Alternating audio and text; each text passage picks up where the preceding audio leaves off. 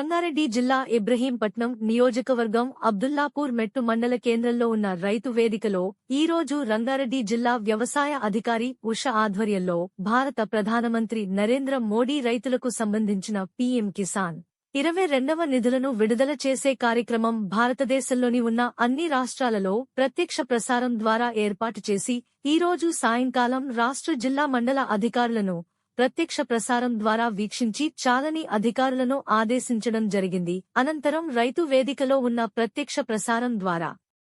రైతులకు సలహాలు సూచనలు అలాగే ఇప్పుడు ఏసే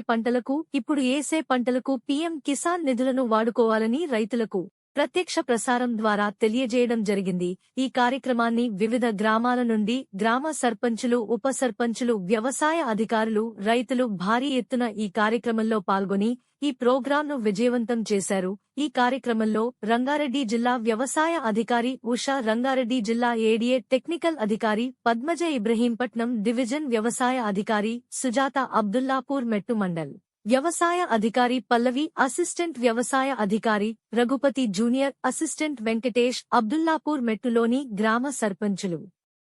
బండ రవిరాల గ్రామ సర్పంచ్ విజయకుమార్, చిన్న రావిరాల సర్పంచ్ బాలకిషన్ గౌడ్, లష్కర్ గూడ గ్రామ సర్పంచ్ అల్లి ఐలయ్య యాదవ్, ఉప సర్పంచ్ కరిమెల రాజు, గ్రామ రైతులు బల్దేవారెడ్డి, రామ్రెడ్డి, మాజీ ఎంపీటీసీ చేగురి వెంకటేష్ యాదవ్, మాజీ సర్పంచ్ వడ్డేపల్లి పాపయ్య గౌడ్, వివిధ గ్రామాల నుండి వచ్చిన రైతులు తదితరులు పాల్గొన్నారు.